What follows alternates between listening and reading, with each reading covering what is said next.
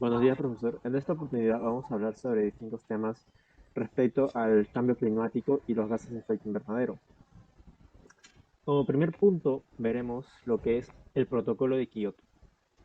El Protocolo de Kioto fue un acuerdo internacional adoptado en esa ciudad japonesa el 11 de diciembre de 1997, que tuvo como objetivo la reducción de gases de efecto invernadero por parte de los países industrializados. Este protocolo es histórico porque supuso varios hitos. Primero, el de reconocer claramente que el cambio climático es una amenaza para la vida en la Tierra y se ve provocado principalmente por la acción del hombre y sus emisiones de gases como el CO2 a la atmósfera. ¿Quiénes firmaron el Protocolo de Kioto? El periodo de firmas se abrió el 16 de marzo del 98. Si bien comenzó tímidamente con naciones como Suiza, Argentina o Maldivas, al terminar ese año contaba ya con 82 países más de la Unión Europea. Ya para el final de su recorrido, fueron 191 países los que ya se habían adherido. Los objetivos del protocolo eran los siguientes: el de reducir sus emisiones anuales de hidrocarburos en una media del 5.2% para el año 2012, además de ayudar a los países en desarrollo en la selección de procesos y tecnologías para su industrialización que no emitieran gases de efecto invernadero. Este protocolo, en resumidas cuentas, fue efectivo. Lo cierto es que, aunque el acuerdo fue un paso importante a la hora de reconocer la causa humana del cambio climático y la mayor responsabilidad de los países industrializados, su efecto real fue muy dispar y, en general, no consiguió sus objetivos. A lo largo del trayecto de la vigencia del Protocolo de Kioto, hubo una serie de países que iban renunciando a este tratado. Entre ellos está, de los más importantes, Estados Unidos, Rusia, Japón y Canadá. Este protocolo actualmente no está en vigencia, ya que los problemas y las dimensiones entre algunos países tensionaron el acuerdo. Y en diciembre de 2012, dada la importancia de la crisis climática, se intentó salvar y extender el acuerdo con las enmiendas de Doha. Sin embargo, estas no duraron mucho, y el 12 de diciembre de 2015 se firmó el Acuerdo de París, otro tratado que sustituiría el Protocolo de Kioto. Ahora damos pie a lo que es el Acuerdo de París. El Acuerdo de París supone un hito histórico en la lucha contra el cambio climático, fundamentalmente para la promoción de un desarrollo bajo en emisiones, resiliente al clima y sostenible. Adoptado por todos los países de la Convención del Marco de las Naciones Unidas sobre el Cambio Climático, el Acuerdo de París abre una nueva fase en la negociación internacional en materia de cambio climático que permitirá desarrollar los elementos para su aplicación completa y efectiva. Veremos cuáles son los objetivos de este acuerdo. Primero está el de evitar que el incremento de la temperatura media global del planeta supere los 2 grados. Luego está el de promover esfuerzos adicionales que hagan posible que el calentamiento global no supere los 1.5 grados, además de reducir los riesgos y los impactos del cambio climático en todo el mundo. Este acuerdo ha generado muchas controversias, especialmente para un país como es Estados Unidos, ya que durante el mandato del expresidente Donald Trump, este país se desligó del Acuerdo de París. A continuación veremos un video en el cual Donald Trump hace oficial su retiro del Acuerdo de París. In order to fulfill my solemn duty to protect America and its citizens, the United States will withdraw from the Paris Climate Accord. Ahora veremos lo que son los gases de efecto invernadero.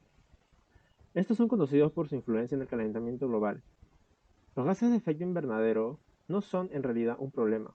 Resultan imprescindibles para mantener la temperatura del planeta, pero la actividad humana ha aumentado su número y ha alterado su equilibrio natural.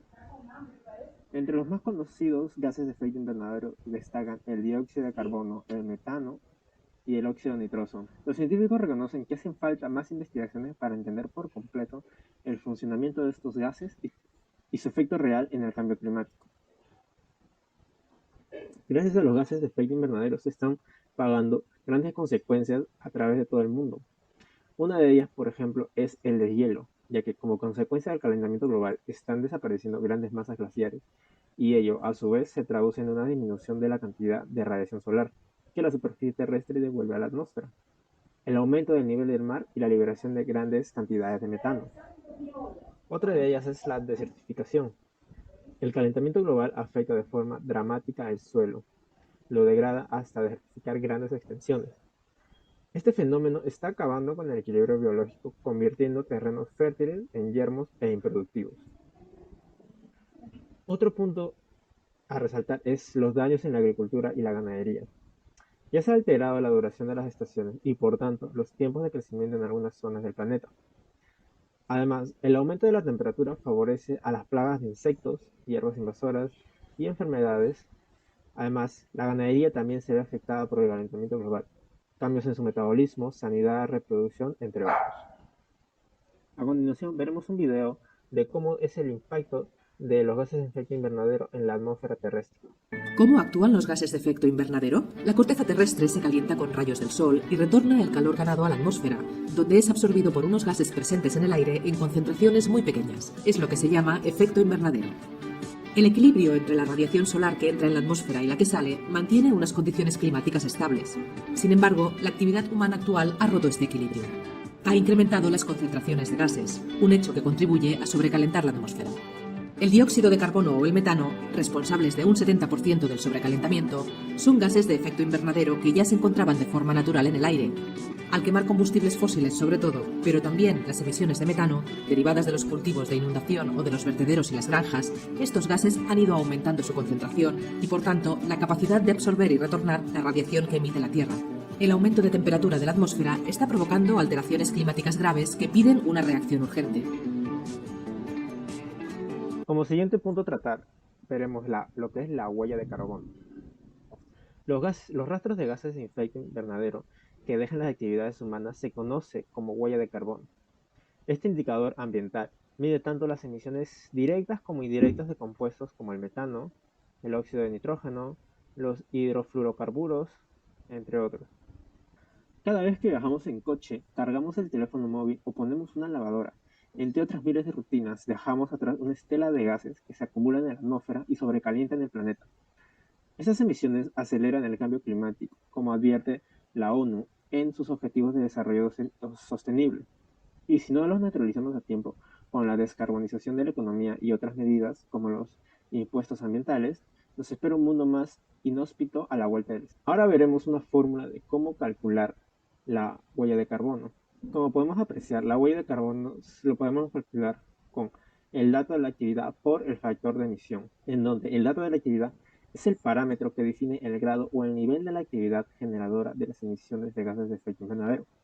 Y el otro factor sería el factor de emisión, que supone la cantidad de gases de efecto invernadero emitidos por cada unidad del parámetro dato de actividad.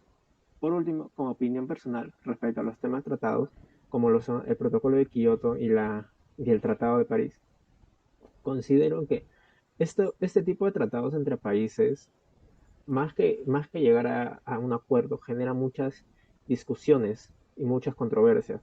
Tal es el caso de lo que se vivió con los países de Estados Unidos, Rusia, Canadá, entre otros, que se llegaron a salir del protocolo de... Entonces, ¿cómo hacer que estos países, principalmente Estados Unidos, que es uno de los que más gases de efecto invernadero emiten en todo el mundo, lleguen a un acuerdo para poder así reducir la contaminación en todo el ambiente?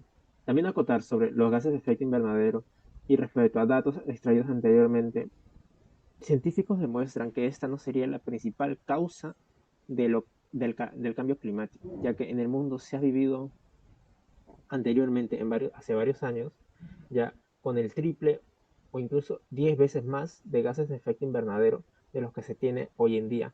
Entonces, se plantea la problemática de a quién realmente creerle, o a los medios de comunicación que se encargan de informarnos, o a los científicos que tienen los datos exactos.